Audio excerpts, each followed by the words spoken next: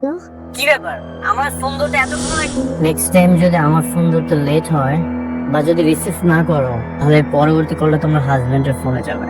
নবীন, তুমি ফোন দিলে আমি বারান্দায় এসে কথা বলি, আর আমার হাজবেন্ড এটা নিয়ে মনে মনে অনেক সন্দেহ করছে। মনে মনে? তাহলে তো হলো না। আমি তো চাই তোমার হাজবেন্ড তোমাকে প্রকাশ্যে সন্দেহ করে। আমি ভাবছি আমাদের যত কনভারসেশন হয়েছে এর স্ক্রিনশট তোমার হাজবেন্ডের হোয়াটসঅ্যাপে পাঠিয়ে দেবো। না না না না, তুমি তুমি প্লিজ এরকম কিছু করো না, প্লিজ আমার সংসারটা ভেঙে দিও না। তাহলে কাল আমার সাথে দেখা করো। না, এটা কি? এখনো চিনতে পারছো? এটা তোমার হাজবেন্ডের হোয়াটসঅ্যাপ নাম্বার। ঠিক আছে, দেখা করো।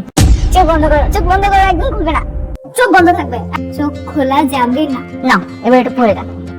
Hello papa, I am coming, your baby. তুমি খুশি মনে? খুশি হনি মানে আমি আজকে অনেক খুশি।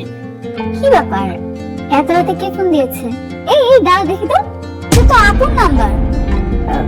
তোমার ফোনে কেন ফোন দিল আপু? ও হ্যাঁ তাই তো। এই ধরো ধরো, মনে হয় কিছু বলতে, ইম্পর্টেন্ট কিছু। ধরো ধরো। নবীন, আমি কালকে আসতে পারবো না, আমার হাজবেন্ডের সাথে আমার একটা প্রোগ্রামে যেতে হবে। ঠিক আছে, যা ইচ্ছা করো, বাই। তুমি আপুকে তুমি করে বলো। মানে তুমি তো তোমার আপুকে তুমি করে বলো, সেই জন্য আর কি আমি তুমি করে বললাম। আর এত আনন্দের একটা দিন কি থেকে কি বলে ফেলেছি। আপু কি বললো সেটা বলো। এই কি জানি না, মানে কালকে মানে কি জানি কি? কালকে আমাদেরকে বাসায় যেতে বললো। আপু তোমার ফোনে ফোন দিয়ে আমাদেরকে বাসায় যেতে বললো? হ্যাঁ, আচ্ছা যাই হোক, কিসের মধ্যে কি বলছো? আজকে এত গুড নিউজ দিয়েছো, এটা কি আমার বাবা মাকে বলেছো? বলোনি তো, তাই না? যাই, আমি এই গুড নিউজটা আমার বাবা মাকে বলেছি, তারা অনেক খুশি হবে।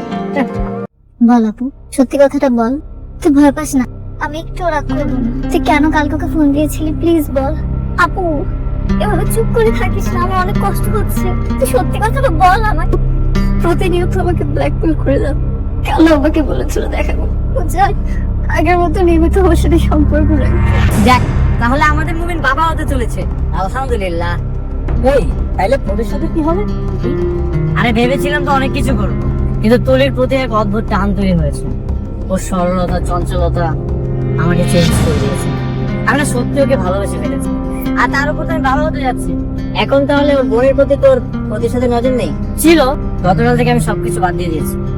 আমি শেষবারের জন্য নাফিসের সাথে একবার দেখা করতে চাই, ওকে আমি সরি বলতে চাই। আর এটাও বলতে চাই, আমি এতদিন ওর সাথে যা করেছি সব ভুল করে, আমি আর ওকে কখনোই বিরক্ত করবো।